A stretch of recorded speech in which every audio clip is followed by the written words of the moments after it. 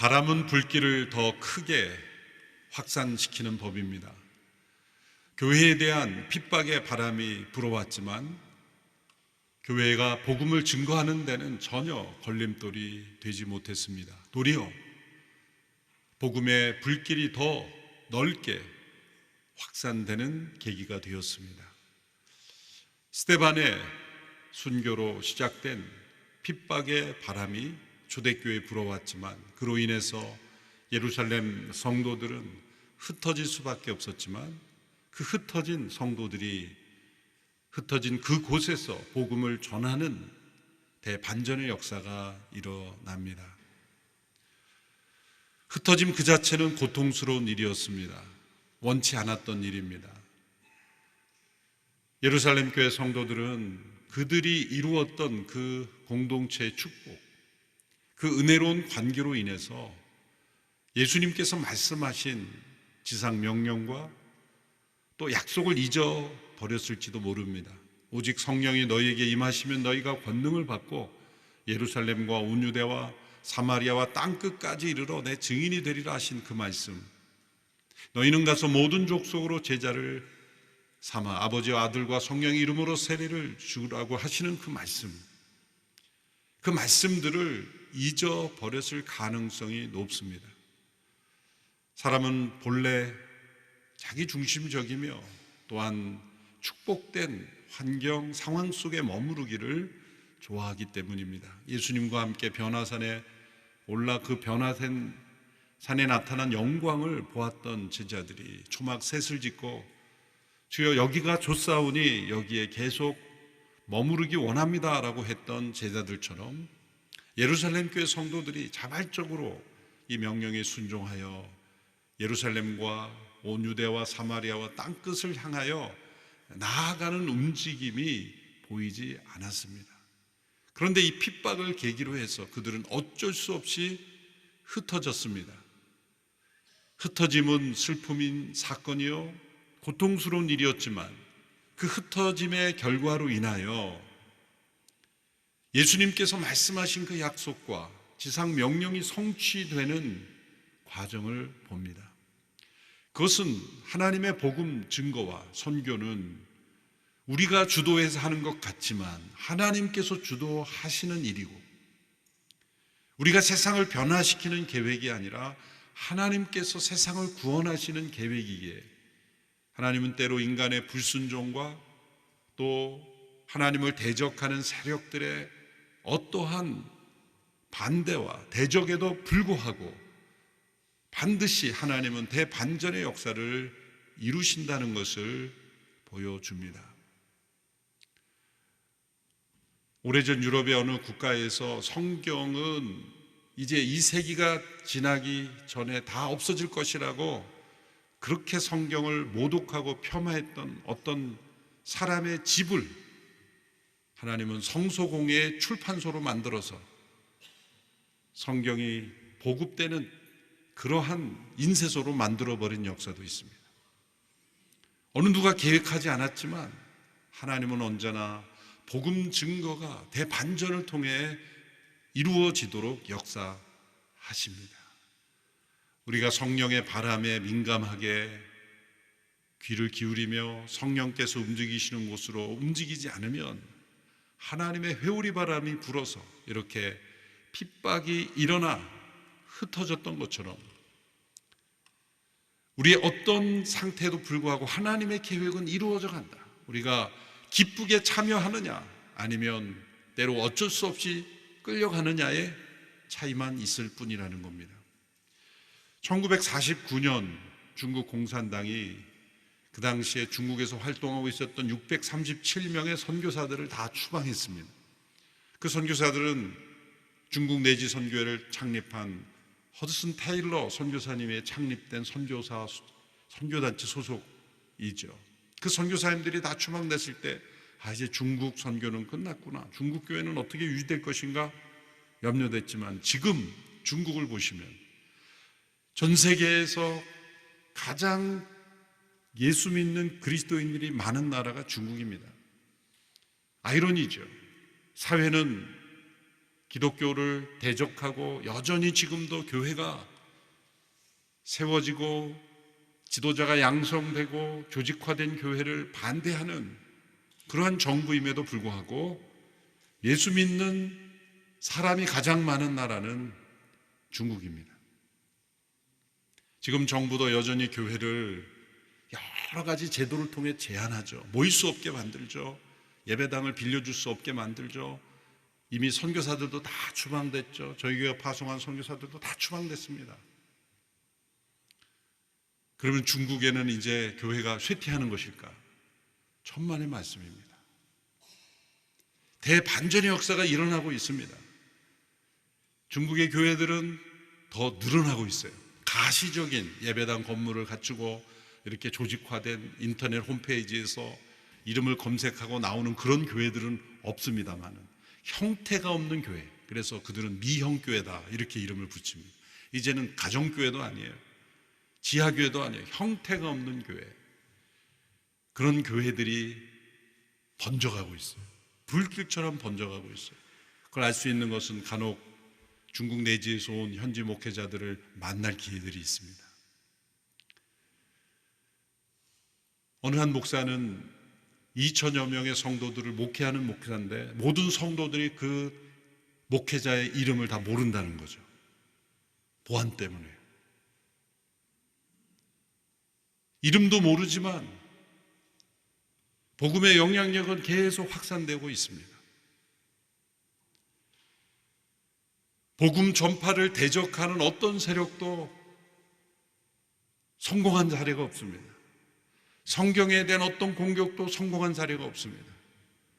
그것은 하나님이 살아계시며 하나님의 복음이 진리이며 진리가 전해지는 것은 막을 수 없으며 그리고 복음을 온전히 믿고 순종하는 교회는 그 어떤 세력도 정치가도 어떤 무력도 참혹한 핍박도 무너뜨릴 수 없다는 것이 진실입니다. 오히려 신앙의 자유가 있고 자유롭게 예수님 믿고 아무런 핍박이 없는 오히려 교회에 출석하는 것이 어떻게 보면 교양화된 그러한 시대, 그런 문화 속에서는 예수 믿는 사람들이 점점 줄어들고 있어요. 사회의 문화 속에 휩쓸리는 거죠. 무신론적인, 유물론적인. 그리고 우리 예수님 믿는 사람들조차도 하나님의 말씀보다도 사회의 이념과 사상에 귀를 기울이고 교회에 출석한다는 사람들조차도 어떤 사람은 사복음서도 제대로 안 읽는 사람이 무슨 도마복음, 이상한 복음 예전에 역사 속에 다 가짜라고 판명된 것을 누가 교수라는 사람이 주장하면 그것도 사서 읽고 성경도 안 읽는 사람이 그런 거 사서 읽는 사람입니다. 참 한심한 일입니다. 그런 이상한 신학에 휩쓸리고 그리고 복음을 증거하는 일을 소홀히 여기고 하나님의 창조 질서, 양성 질서에 대한 분명한 확신이 없는 채로 휩쓸려가는 오히려 서구 사회는 교회가 쇠퇴하고 있습니다.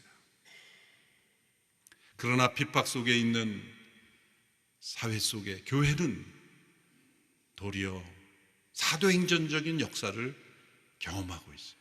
우리가 경험하고 있는 이 사도행전에 나타난 사건들이 그대로 나타나고 있는 곳이 바로 핍박 속에 있는 교회들입니다. 대반전의 역사입니다. 저는 언젠가 북한 땅에도 대반전의 역사가 일어날 줄로 믿습니다. 평양 잔대육 교회를 비롯한 교회가 곳곳에 있던 곳에 사람을 우상화하는 그런 우상을 세운 그 현상을 하나님은 결코 내버려 두시지 않습니다. 대반전의 역사가 반드시 일어납니다. 하나님은 이 흩어짐을 통하여 복음이 온 세상에 전해지도록 역사합니다. 우리 한민족이 750만 이상의 전 세계에 흩어져 있는 것도 결코 우연이 아닙니다. 해외로 이민 가고 거주하게 된 여러 가지 이유가 있죠. 자신의 삶을 위해, 교육을 위하여 여러 가지 이유로 흩어져 있지만 결국은 그곳에서 교회가 세워지고 선교적인 역할을 감당하고 있는 우리 한인 디아스포라, 수많은 한인 교회들, 하나님의 계획 속에 있습니다. 스데반의 핍박으로 인해 흩어진 이들을 통해서 이제 온 유대와 사마리아와 땅끝까지 복음이 전해지는 일이 일어나고 있다는 겁니다. 그 가운데 이제 빌립이라는 사람이 스데반과 함께 세워진 7사람 중에 한 사람이죠. 사마리아 지역으로 들어갔습니다. 놀라운 일입니다. 왜냐하면 사마리아는 오랫동안, 수백 년 동안 금지된 지역이기 때문입니다. 유대인이라면 절대로 들어가서는 안 되는 지역이었기 때문입니다. 그래서 예수님 당시에도 사람들이 사마리아로 지나가지 않고 멀어도 돌아서 가는 그런 지역이에요. 왜 그럴까요? 우리가 생명의 삶 큐티 말씀의 11개 말씀을 살펴보지만 얼마 전에 그 히스토리가 지나갔죠. 아시리아가 북왕국 이스라엘의 수도인 사마리아를 점령했습니다. 아시리아는 아주 잔인하고 교활하고 못된 그런 민족이었죠. 그들이 지배하는 피지배 민족의 정체성을 말살하는 정책부터 쓴 민족입니다. 바벨론은 도리어 그 피지배 민족의 정체성을 존중하고, 그래서 포로로도 귀환되고, 고레스 왕이 포로 귀환을 3차례에 걸쳐서 허용해주고 그런 민족이었지만, 아시리아는 말살시켜버리는 나라였습니다. 그래서 수도인 사마리아 사람들을 강제로 데려다가 아시리아로 이주시키고, 또 아시리아의 본토민들을 사마리아로 강제 이민시킨 소위 3인 정책을 써서 피를 섞어버리고 혼혈 민족을 만들어서 민족의 정체성을 없애버리는 정책을 썼습니다. 그때 이후로 유대인들은 이 사마리아는 우리와 다른 민족이 되었으므로 이 순수 혈통주의에 사로잡힌 유대인들은 받아들일 수가 없었습니다. 그래서 접촉도 하지 않고 가지도 않는 그러한 시기가 오래 지속이 되었습니다. 그것이 예수님 시대에도 그랬고 사도행전 시대에도 그랬습니다. 그런데 바로 그 사마리아에 빌립이 들어간 거죠. 빌립이 단지 헬라파 유대인이었기 때문에 그런 것은 아닙니다. 성령이 임하자 예수님의 말씀대로 온 유대와 사마리아와 땅끝까지, 제자들도 아마 그때 그 말씀을 들었을 때도 인간적으로는 생각이 충격이었어요. 아니, 사마리아가 거기 들어간단 말인가? 온 유대와 사마리아와 땅끝까지로 내 증인이 되리라. 말씀대로 빌립이 그 땅에 들어갔습니다. 그때 놀라운 역사가 일어났습니다. 그것이 오늘 본문 5절에서 8절에 나오는 내용이죠. 우리 같이 한번 읽어보겠습니다. 시작. 빌립은 사마리아에 있는 한 도시에 내려가서 사람들에게 그리스도를 전했습니다. 빌립의 말을 듣고 그가 일으키는 표적들을 본 사람들은 모두 그의 말을 주의 깊게 들었습니다. 많은 사람들에게 붙었던 더러운 귀신들이 찢어질 듯한 소리를 지르며 떠나갔고, 많은 중풍 환자들과 지체 장애인들이 나았습니다. 그리하여 사마리아 도시 안에 큰 기쁨이 생겼습니다. 사도행전의 저자는 누가이고, 누가는 직업이 의사입니다. 의사의 관찰력으로 볼 때 이것이 육체적 분명히 질병이지만 과학적 지식으로 고치는 치료가 아닌 성령의 능력으로 고침받았다는 것을 증거하고 있고, 또한 단순한 정신질환이 아닌 귀신이 들림으로 인하여 고통받고 있는 사람이 귀신이 떠나가서 온전케 되는 일, 이 사람에게 일어나는 이 놀라운 기적과 표적을 의사로서 누가가 이것을 기록했다는 것이 중요합니다. 단순한 추정이 아니라, 주장이 아니라 실제 일어난 것을 과학적 진실에 기반하여 사람의 병을 고치는 의사의 관찰력으로 이것을 증거했다는 것이 중요합니다. 왜 이런 표적이 일어났을까요? 그것은 빌립이 전하는 말씀을 사람들이 믿도록 하기 위해서입니다. 6절의 말씀을 다시 보면 이런 말씀이 있죠. 그가 일으키는 표적을 본 사람들은 모두 그의 말을 주의 깊게 들었습니다. 표적 그 자체가 목적이 아니라 빌립이 전하는 말씀을 믿도록 하기 위해서입니다. 이렇게 사마리아에 큰 표적과 함께 말씀이 전해졌을 때 예수님을 믿는 이들이 늘어났습니다. 그런데 더 놀라운 것은 예루살렘에 있던 베드로와 요한까지 합세하여 그 사마리아에 가서 그들을 위해 기도했고 그들에게 성령이 임하는 역사가 나타났다는 겁니다. 베드로와 요한 정통 유대인입니다. 이제는 베드로와 요한도 함께 그 역사에 참여해서 성령 받기를 기도했다는 겁니다. 오늘 본문 14절에 17절의 말씀이죠. 우리 같이 읽어보겠습니다. 시작. 예루살렘에 있던 사도들은 사마리아 사람들이 하나님의 말씀을 받아들였다는 소식을 듣고 베드로와 요한을 그들에게 보냈습니다. 베드로와 요한은 그곳에 도착해서 사마리아 사람들이 성령 받기를 기도했습니다. 이는 그들에게 아직 성령이 내리시지 않았고 그들은 주 예수의 이름으로 세례를 받았을 뿐이었기 때문입니다. 그때 베드로와 요한이 그들에게 손을 얹자 그들이 성령을 받았습니다. 자, 이 말씀이 중요한 것은 우리의 영적 생활에 있어서 중요한 단계를 보여주기 때문입니다. 그들이 표적과 함께 나타난 그 빌립의 말씀을 들었고 믿었고 그래서 예수 그리스도의 이름으로 세례를 받았다 그랬습니다. 여기서 세례는 오늘날까지 전해지는 물로 씻음 받았다는 것을 증거하는 물 세례를 의미하는 것이죠. 자, 예수님을 믿고 세례까지 받았습니다. 근데 그들에게 아직 부족한 것이 있었는데 그것이 성령을 받지 못했다라는 겁니다. 그래서 베드로와 요한이 그들에게 가서 안수하여 성령이 임하기를 기도했고 성령이 그들에게 임했다라는 말씀이 있습니다. 자, 그러면 그들이 예수님을 믿고 세례를 받을 때 성령의 역사가 없었는 거 아닙니다. 분명히 누구도 성령의 역사가 아니고는 믿을 수가 없습니다.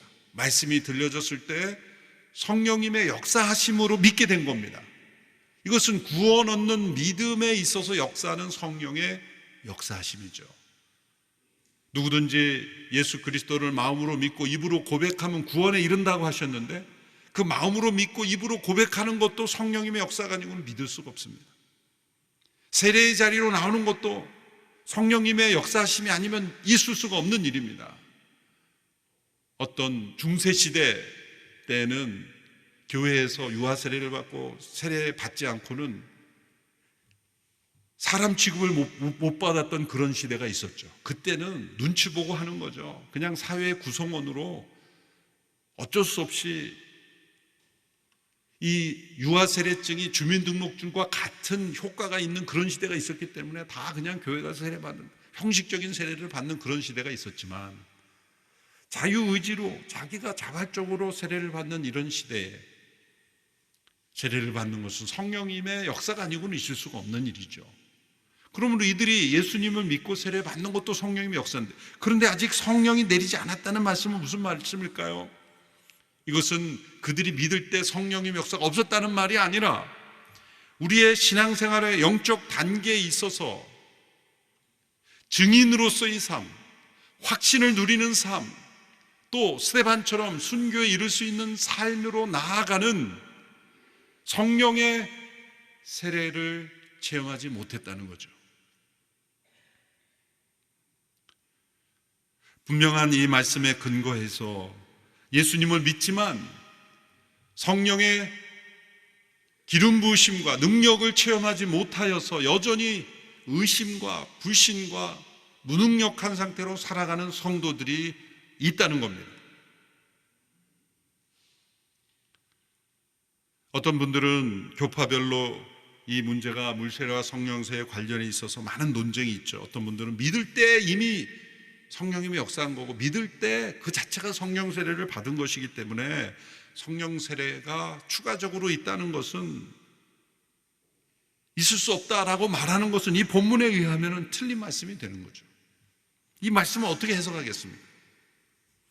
또 어떤 경우에는 예수님 믿고 물세례 위에 반드시 성령의 세례가 기계적으로 있어야 된다고 규범하는 것도 그것도 문제입니다. 왜냐하면 성경 전체 사도행전 역사를 보면 시점이 다 다르기 때문에 어떤 사람은 오늘 본문처럼 물세례를 받은 이후에 성령의 세례를 받는 사람들이 있고 어떤 사람은 정반대로 물세례는 한참 후에 받고 성령의 세례를 먼저 받고 그런 성령의 체험 이후에 물세례를 회중을 통해서 받는 경우도 있고, 또한 말씀을 들을 때 동시에 받은 경우, 세례를 받을 때 동시에 받는 경우도 있으며, 그 시점은 우리가 평가할 게 아니에요. 중요한 것은 그 시점이 어느 시점이건 우리 가운데 확신과 능력으로 임하는 성령의 세례가 존재한다는 거예요.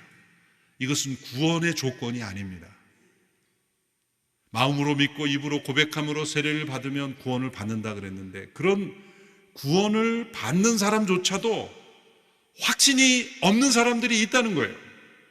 이 단계가 분명히 존재합니다. 오늘 예배를 드리는 분들 가운데도 누군가 여러분에게 당신은 천국에 갈 확신이 있습니까? 라고 말하면 제가 좀 더 열심히 하겠습니다, 이런 대답 나오는 분은 반드시 확신이 없는 분이에요.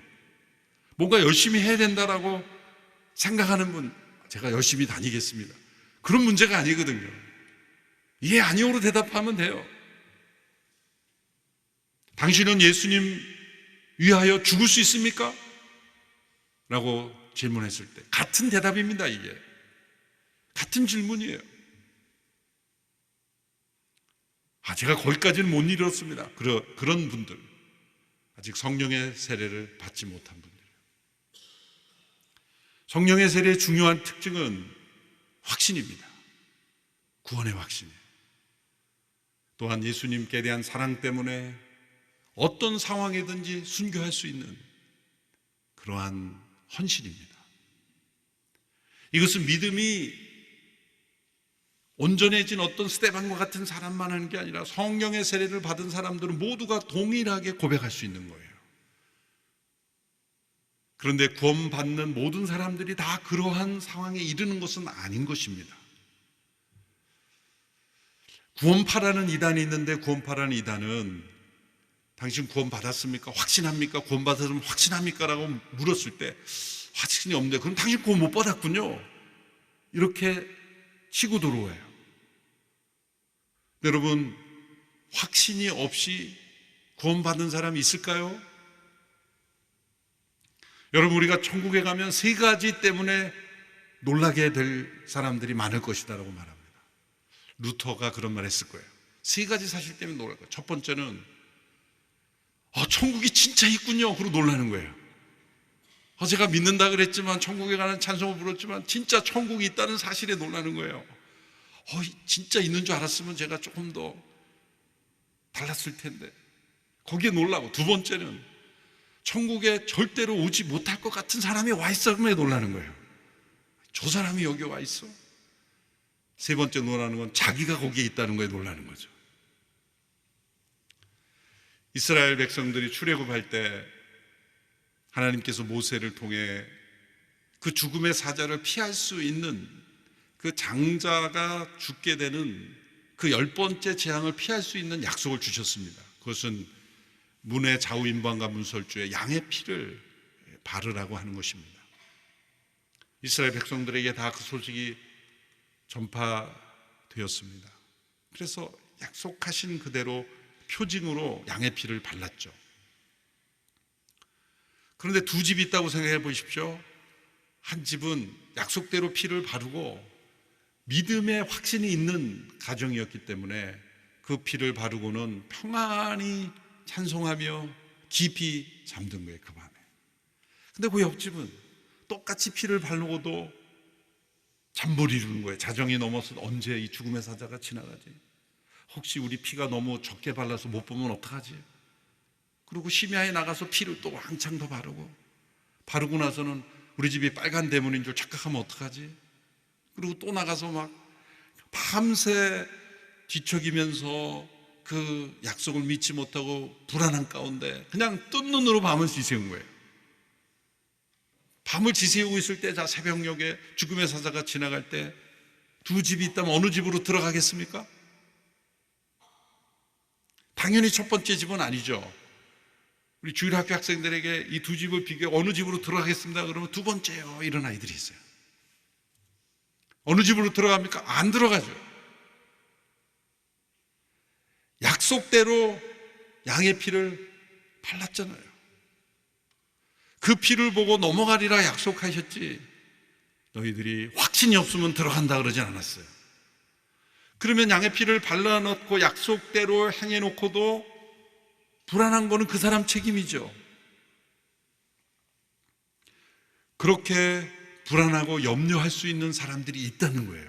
우리가 예수님을 믿고 영원한 천국이 약속받았지만 약속대로 믿어놓고도 의심이 들고 흔들릴 수 있다는 거예요. 우리가 구원받는 것은 우리가 확신 때문에 구원받는 것이 아니라 하나님의 은혜 때문에 구원받는 거죠. 너희가 그 은혜로 인하여 믿음으로 말미암아 구원을 받는다 그랬는데, 더 은혜가 원인이고 믿음은 통로예요. 통로는 부실할 수가 있는 거예요. 때로 물이 흐르는 파이프에 새 수도 있는 거예요. 녹이 쓸 수도 있는 거예요. 녹물이 나올 수도 있고, 때로는 파이프가 깨질 수도 있는 거죠. 그러나 그 은혜의 물줄기는 끝나지 않는 거죠. 믿음이 우리가 견고하면 견고할수록 하나님의 은혜가 우리에게 역사하기가 좋은 거죠. 그런데 우리의 믿음은 여러 가지 요소로 자꾸 깨어지고 불안한 겁니다. 그렇다고 해서 우리를 구원하신 하나님의 구원이 취소되는 것은 아니라는 거죠. 그런데 우리가 이 땅에서 그렇게 불안하고 염려 가운데 의심 속에 사는 얼마나 안타까운 일입니까? 성령님이 임하셔서 하시는 일, 우리에게 확신을 주시는 거예요. 능력을 주시는 겁니다. 그리고 헌신할 수 있도록 도우시는 거예요. 이것은 때를 써서 얻어낸다는 것이 아니라 이미 주어진 선물이에, 어떤 때 이러한 성령의 세례가 우리 가운데 임합니까? 말씀에 순종하려고 할 때, 하나님이 기뻐하신 일에 참여하려고 할 때, 특별히 말씀이 증거되는 일에 함께 헌신하려고 할 때 이러한 역사가 일어납니다. 여러분 가운데 이런 확신과 능력이 없으시다면 이들에게 임했던 성령의 세례가 나에게도 임하기를 원합니다. 그렇게 기도하셔야 됩니다. 어렸을 때부터 유아세례 받고 자랐지만 고등학교 때 그런 질문을 받았을 때 저는 확신이 없었어요.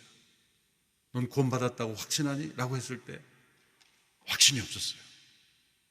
그때 저는 교회 중고등부 회장이었어요. 저는 너무 교회 열심히 했어요. 예배도 열심히 드렸어요. 그때 중고등부 토요 예배가 있었어요. 오후에. 그러면 제가 먼저 가서 방석 깔았어요. 그때는 마룻바닥이었는데 방석도 먼저 깔았어요. 어른들 예배 주보도 제가 끼웠어요. 얼마나 성실하게 교회에서 봉사했는지 몰라요. 그렇게 예배도 빠지지 않았어요. 저녁 예배까지 드렸어요. 고등학생이. 그런데 구원 받았어? 라고 물어보면 확신이 없었어요. 근데 만약 그때 예수님이 오셨더라면 저는 구원 못 받을까요? 너무나 억울할 것 같아요. 못 받았어요.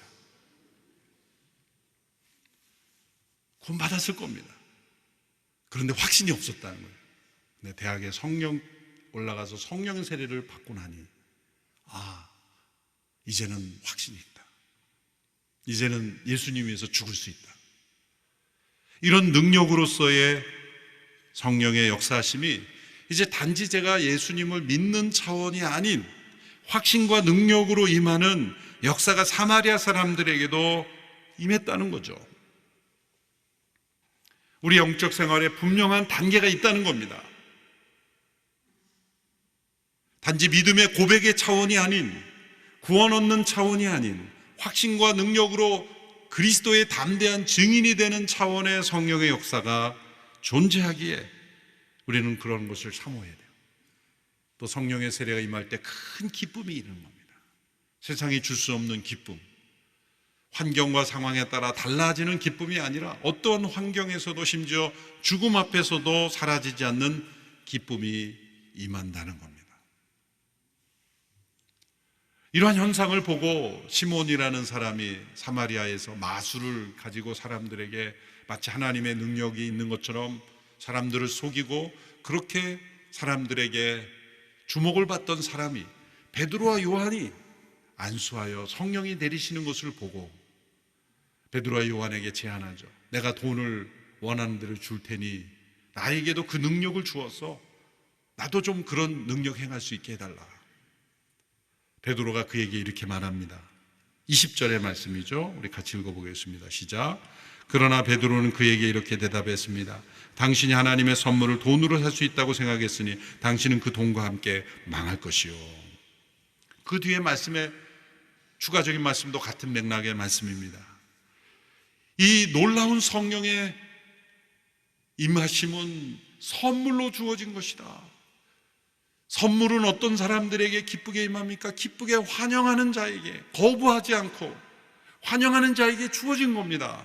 그런데 이것을 돈으로 사려고 했던 이 시몬에게 베드로와 요한은 너는 그 돈과 함께 망할 것이다.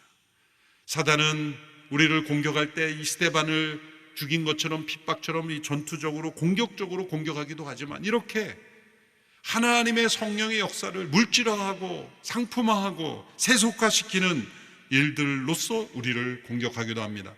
성령님을 우리가 따라야 하는 분이 아니라 우리가 다룰 수 있는 대상처럼 여기게 하는 거죠. 성령님은 어떤 물질이 아닙니다. 우리가 좌지우지할 수 있는 분이 아닙니다. 그분은 삼위일체의 한 분 하나님이십니다. 우리가 순종해야 될 분입니다. 성령님은 인격적인 분이십니다. 우리가 그분의 뜻에 민감하게 귀를 기울이고 그분이 역사하실 수 있도록 우리를 내어드리고 예수님이 온전히 주인 되는 삶으로 우리를 내어드릴 때 역사하시는 거죠.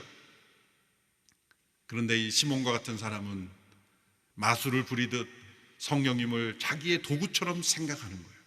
성령의 은사를 한때 체험한 사람들이 때로 그 은사 사역을 하는 가운데 때로는 성령님을 도구처럼 그렇게 자신이 다룰 수 있는 그러한 영처럼 착각하는 경우가 있습니다. 반드시 망합니다.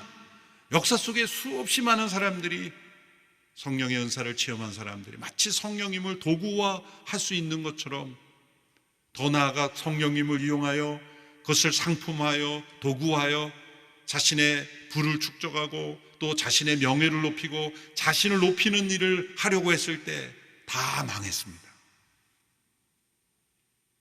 성령님을 이름을 더럽혔기 때문이죠. 성령님의 역사는 반드시 무엇과 함께 나타납니까? 순수한 헌신과 또한 복음이 증거되는 선교의 열매로 나타납니다. 복음이 전해지는 일에 온전히 쓰임받게 되기를 원할 때 성령님께서 계속해서 사용하실 것입니다. 성령님은 우리가 온전히 따라야 할 뿐입니다. 성령님을 따를 때 놀라운 반전의 역사가 반드시 나타납니다. 우리가 처한 어떤 상황, 불행해 보이는 그런 어떤 일들 모든 것이 성령님의 대반전의 역사의 전반부라고 믿으시기를 바랍니다. 복음을 대적하고 하나님을 대적하는 세계의 모든 사상과 그런 정권들 다 대반전의 서곡입니다. 성령님은 반드시 대반전의 역사를 이룰 것입니다. 그래서 북한도 변화될 것을 우리는 믿어야 합니다. 평양이 대붕운동의 역사가 다시 재현될 것을 우리는 바라보아야 하는 것입니다. 우리의 삶 속에 이 성령님을 온전히 따르는 믿음의 삶이 있게 되기를 주님의 이름으로 축원합니다. 기도하겠습니다. 살아계신 하나님 아버지, 복음이 증거되는 일에 쓰임받았던 초대교회의 성도들처럼 성령님께 온전히 순종함으로 성령의 세례가 임하고 확신과 능력과 순수한 헌신의 영역으로 그런 믿음으로 하나님 나라의 복음이 증거되는 일에 쓰임받는 저희들 다 되게 하여 주옵소서. 예수님의 이름으로 기도하옵나이다. 아멘.